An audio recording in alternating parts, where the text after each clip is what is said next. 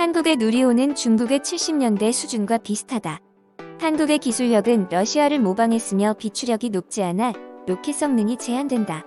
중국의 창정 1호보다는 낮지만 창정 2호에는 한참 못 미친다. 2022년 6월 21일 오후 4시 대한민국은 새로운 역사를 열었습니다. 오직 독자 기술로만 개발된 한국형 발사체 누리호가 지난해의 성장통을 바탕으로 딛고 일어나 성공한 것입니다. 목표 고도 700km의 궤도에 올라가 초당 7.5km의 속력을 유지, 인공위성의 원심력과 지구의 중력이 평형을 이루어 추락하지 않는 완전한 조건을 달성하였습니다. 이로써 우리나라는 자력으로 실용급 위성을 발사하는 능력을 입증한 7번째 국가가 되었습니다. 누리호는 전국에서 지켜보는 국민들의 눈을 뒤로하고 순식간에 시야에서 사라졌습니다. 궤도 안착, 남극 세종기지와의 교신이 완료되어 우리는 전 세계에 누리호 발사 성공을 공표할 수 있었습니다. 1993년 대한민국은 자그마한 크기의 과학 1호 로켓을 발사하였습니다. 이것이 한국 역사상 최초의 우주 진출이었죠. 그리고 그 이후 우리는 IMF 사태, 글로벌 금융위기, 코로나 사태 등 대한민국은 온갖 통파를 다 겪었습니다. 정치 경제적으로 수많은 난관을 맞이하였지만 우리 과학자들은 묵묵하게 자신들의 할 일을 다했습니다. 지금으로부터 약 30년 전 모든 기술을 외국에 의존하고서도 자그마한 로켓을 발사하는 것이 한계였던 것과 달리 그동안 우리는 연료를 담는 탱크, 금속판 덮개, 용접 등 우리에게 있어 단 하나의 교과서가 없는 난관을 겪고 심지어는 발사장 설치나 위성을 보호하는 페어링 제작까지 무수한 시행착오를 겪으며 우리 고유의 경험을 축적했습니다. 이것이 지니는 전략적 가치는 가히 측정하기 불가능할 것입니다.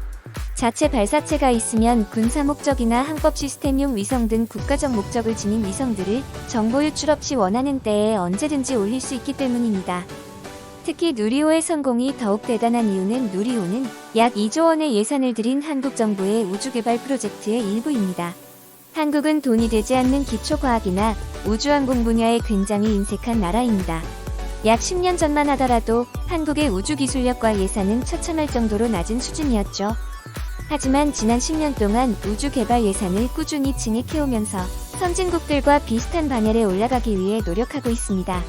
이러한 환경 속에서 누리호의 성공은 정말 대단한 성과입니다.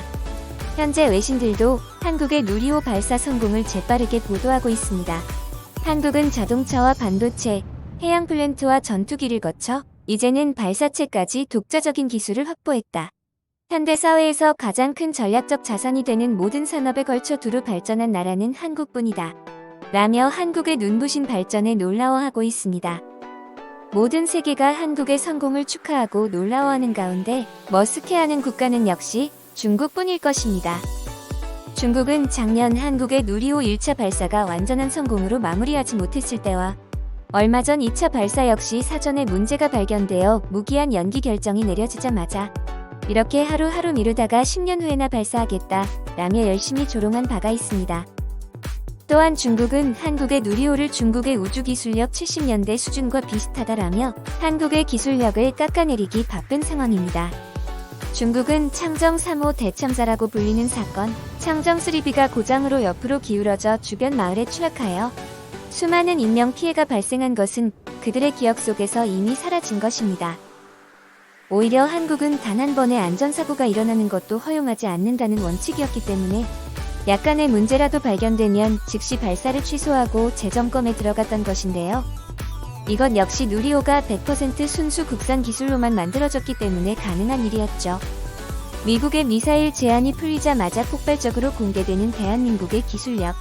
마치 기다렸다는 듯이 그동안 숨겨왔던 힘을 보여주는 대한민국이 앞으로 우리를 얼마나 더 놀라게 할지 기대가 됩니다.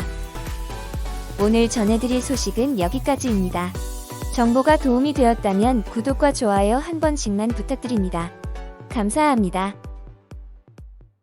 한데 발사체는 한 8개 정도의 그 전자장치들이 있는데 그 장치들한테 하나하나씩 말을 걸어요. 야, 너 잘했니?